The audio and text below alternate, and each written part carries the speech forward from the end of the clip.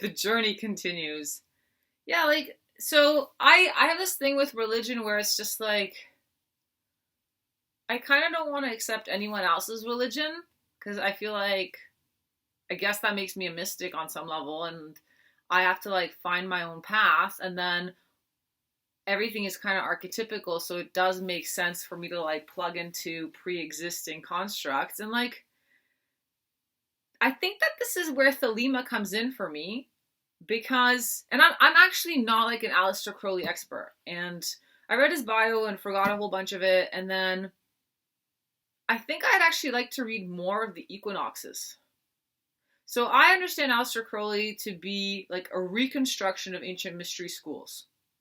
And it's kind of interesting, like, when you look at the big picture of it, he around the 1870s, we started, like, Europeans, and this is, again, like, interesting how this pairs with the dawn of the Industrial Revolution, where as travel becomes more fluid, Europeans go out into the East and they learn Eastern mysticism, and they bring back Eastern esoterica to the West and to Europe, where it kind of takes root in the European psyche, and it causes a revival of Western mystical traditions, which have gone really, really underground. Like, all religions have an exoteric aspect and an esoteric aspect, but round about the Spanish Inquisition, we really, really lost the esoteric essence of Christianity. Like, we got fucking confused. Like, when the whole Protestant thing happened, the actual, like, mystical experience of Christ consciousness out the window in favor of the political arena. And so it's fascinating how around the how, okay, I interpret Aleister Crowley's work to be an attempt at reviving ancient mystery schools and initiation. And like, well, what are we initiating ourselves into? And I think it's an experience of the whole and seeing the fucking truth, and seeing that space is not empty and all the stuff that goes along with that. There's various metaphors and various things that people see. And so I like that reconstruction aspect about Aleister Crowley. And there's just like this attitude about him where, I mean, he fucking did it for himself on some level. And that's powerful. And then some people get into Thelema, get really into Aleister Crowley, and I kind of don't care. Like, I like the spirit, and I feel like I'm supposed to embody that spirit and like, do it for myself. I think like that is totally the essence of what he's teaching. It's not about like, I don't know, like becoming like the guru. There is no guru. Like I think Aleister Crowley is one of those major anti-gurus ever. And so, and also with Crowley, it's very hard to dispel the like, what is the really, the bullshit, bad propaganda and bad PR that he put out about himself versus the actual truth. Like, I don't really know. There's horrible things said about Aleister Crowley. Like, he's such a villain. And then, as what's his face points out, that dude, I can't remember his name right now. Anton Wilson points out, some of the really bad stories about Crowley propagated himself. He encouraged a lot of the bad PR, which is, that's the deep process, because you either get it and you feel it and you see through the bullshit, or you're just like, yeah, he's a bad man. It's so, you got to, and again, it encourages that spirit of pioneering your own spiritual path. Okay, so where was I with this? Okay. Okay, so yeah, religions, and like, so I've been thinking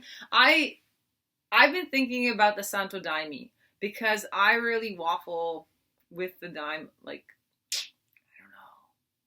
And this is kind of where I stand about it today. So like, I think Daime's okay, and it builds a sense of community, and it really doesn't feel like the path for me, because I don't like the Christian underpinnings. I'm trying to make peace with this whole concept of like Aquarian Christ consciousness, and I just don't like Christianity imposed upon ayahuasca, because for me, it's super fucking ironic, okay? And like, I get how there's sort of like two pillars. Like, on one level, the ayahuasca is such a, it's such a cosmic experience that it transcends all bounds, and people have beautiful experiences, and it is capable of transcending culture. Like, that is fundamentally, it is. So it doesn't matter what context you have it in, it'll transcend it. And that's one aspect of ayahuasca. And on the other hand, like, it's also kind of doing this colonial subversion where the jungle medicine is using the religion of the colonists to disperse itself throughout the world, which is kind of interesting. It's kind of like in the 50s and 60s, there were Muslim women who would not be published in their own countries as authors, but they would write in French and were published abroad. So their stories were heard throughout the world, but not in their own countries, and they were using the language of the colonist, French, to be heard. So that's kind of what ayahuasca is kind of maybe doing with Christianity. And that's interesting. I think for some people it can work. And then the other side of it, the flip side of it, is like, we're taking the jungle medicine and imposing a colonial construct on it, and it's just a horrible aberration. And sometimes it feels like that for me, because it's like, the fucking colonists are destroying the jungle, so then they take the jungle medicine into their own construct and like have a Christian experience. Like, fuck you. And then you can say like, that's, oh, you're building a wall, or you're creating a hardness or a knot, and like maybe it's true. And I think that is like a spectrum, and that changes. It's not, depending where one is in one's evolution and where one is vibrationally, it actually has a different meaning for everyone. And so like, on some level, I feel like, I think the wild thing is like, I'm creating my own personal school of ayahuasca use with Blue Lotus. I like making my ayahuasca Blue Lotus just for shits and giggles. And like, because I've thought about it, well, how would I, what's my ideal context? I don't think there's an ideal context. I think you just roll with it. But like, it would be cool to, it might be cool to study with a female shaman. And for me, it would be interesting to study with a woman, just because women wield power differently than men. It's just different. And there's different dynamics, and it would be interesting to see how female shamans operate. And like, with shamans, I mean, they like really know plants. It's not just about the ayahuasca. Like, if you go and you are in the jungle for like 2 or 3 months, and like, you're learning other plants, and like, they're like computer programs that work in your body, and it's not just the ayahuasca, and the ayahuasca makes you a little bit more aware of like, holy thing, there's this vibration thing that's like, it's like a language that I'm learning, and I'm in it. And like, the plants take over your body and affect your mind, right? Like, all food does this, all frequency does this. And so I've thought about that would be really cool, but it's like, I would like to have an alignment with someone. What does that even mean? Like, I want us to come from the same mythology, because it's like, how I've had this evolution in my life where I used to want to like I feel like I used to bend myself out of shape to be accepted, because I'm such a fucking aberration that I need to become someone else in order to be acceptable. And this has been like, literally, I had about 33 years of that. And I'm just kind of coming out of it, where I'm just like, and for the first time, I'm like the most comfortable in my own skin. Like, ever since I kind of became 32, I started to become comfortable in my own skin, and sort of like cutting off energetic cords that were feeding off of me, and just the most whole that I've ever been. And for me, the quarantines come at this really perfect time where it's kind of annoying, but it's also given me this opportunity to just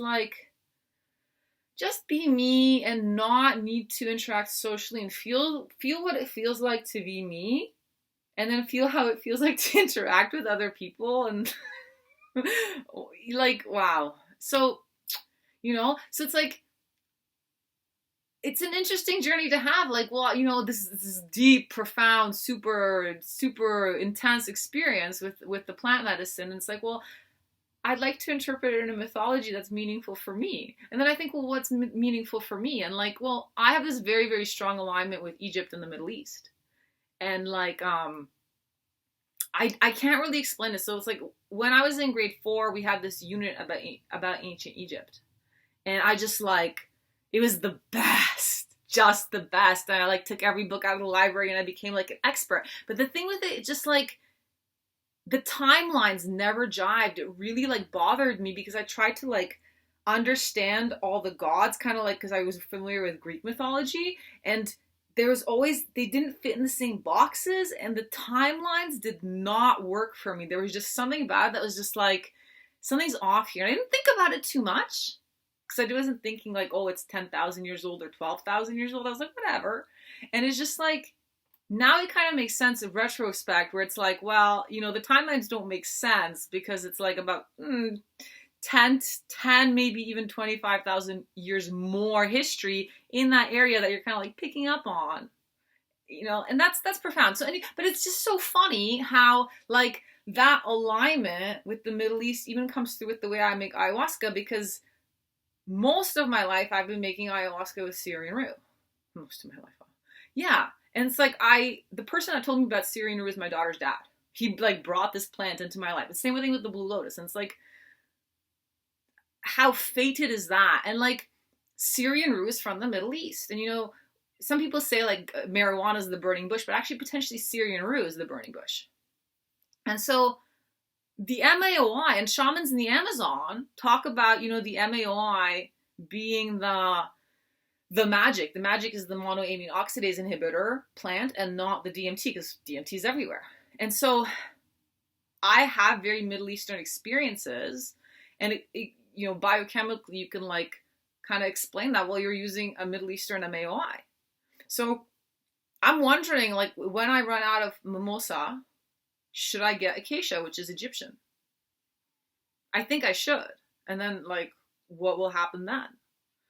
So yeah, it's just really interesting how like, I don't know, just vibrations are, and like, so it's like, it's funny. So it's like, am I recovering some sort of Middle Eastern mystical initiation for myself? Because I think that's maybe what I'm doing.